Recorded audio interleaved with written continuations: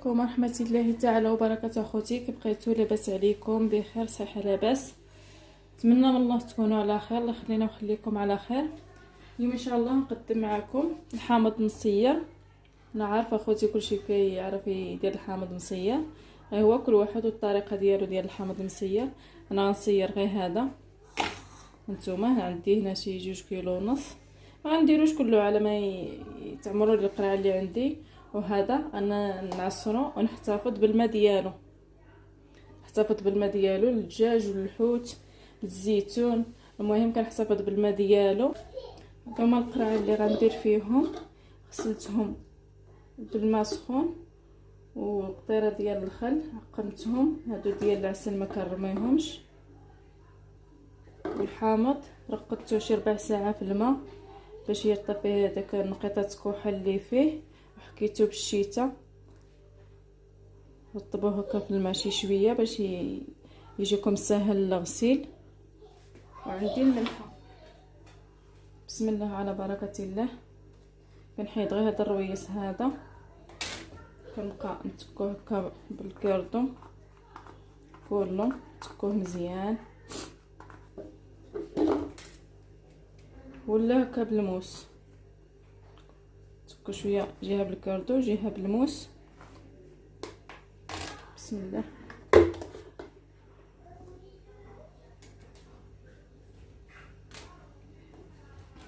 عاوتاني نتكو هكا.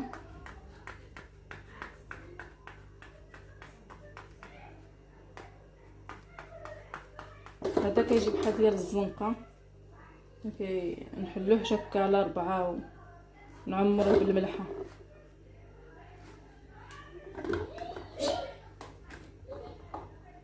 نشوف غير اللي زوينين هما اللي كنديرهم، داكشي علاش كنختار.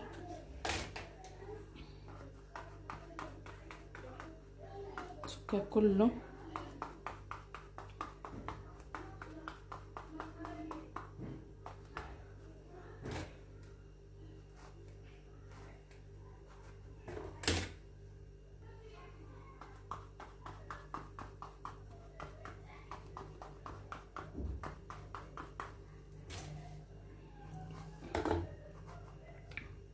نديرو غير شي 3 ديال الخليط ديال الموس.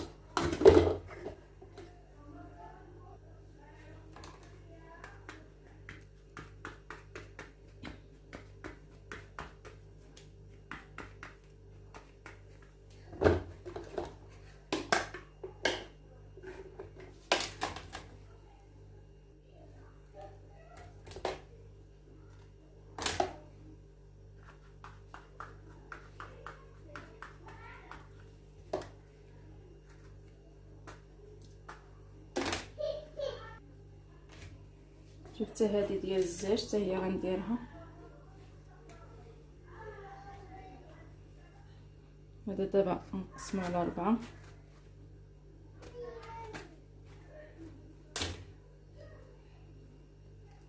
نعمرها بالملحه مزيان.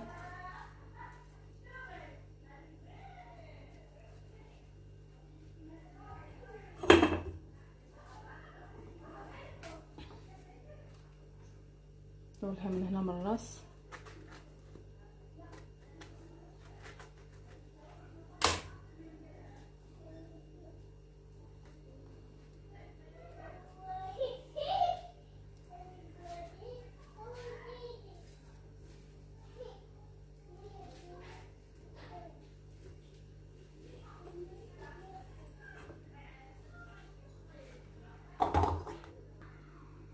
صافي فاش داز كلشي هادي حليت على بعض وخليتهم غير هكاك.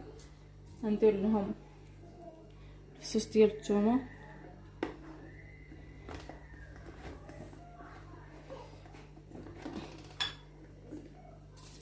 ورق الرند ولا الورق الناموسه،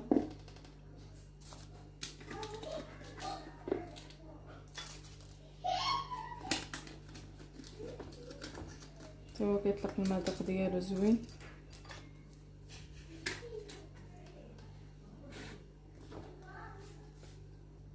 ورق سيدنا موسى درت غير هادو بجوج، ما هادي درت لها غير الثومه. دابا غنزيدهم الملحه.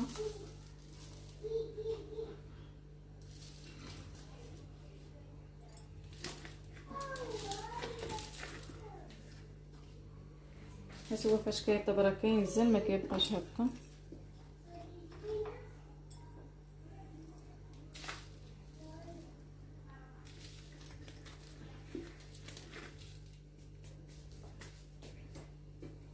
عندي الماء خليته تطلق السبوله غليان مزيان، وغنعمر هادو.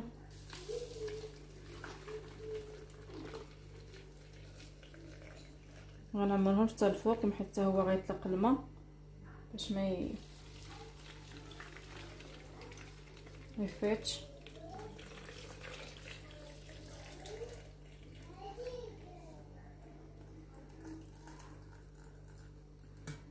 صافي بركه. انا دابا ساليت نشد القراعي ديالي بالسلوفان بحال هكا، ندير لهم معلقه ديال الزيت من الفوق.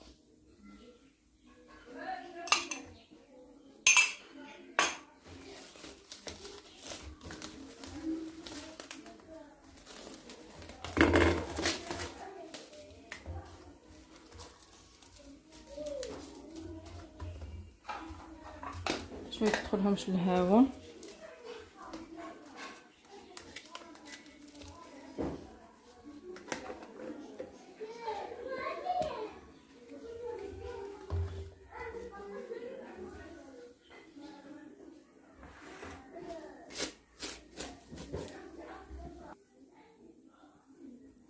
صافي انا فاش ساليت وعصرت هذا العصير هذا، اللي عنده عصاره ديال الضو ولا العصاره عاديه، هذا ما فيه لا ماء لا حتى شي حاجه، فيه 2 معالق ديال الملحه. انا كنحيدو فاش كيقرب الحامض يتسالى، كنحيدو الحوت، الدجاج، الزيتون، ما كنزيدو لا ماء لا حتى شي حاجه، كنخليه هكا على طبيعته. كان زوين في الدار كي تحتاج، والحامض ديالي مصير نتوما كتشوفوا.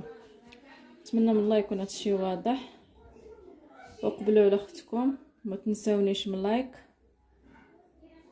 والجرس يبقى يوصلكم الجديد، وفضلا وليس امرا. والسلام عليكم ورحمه الله تعالى وبركاته.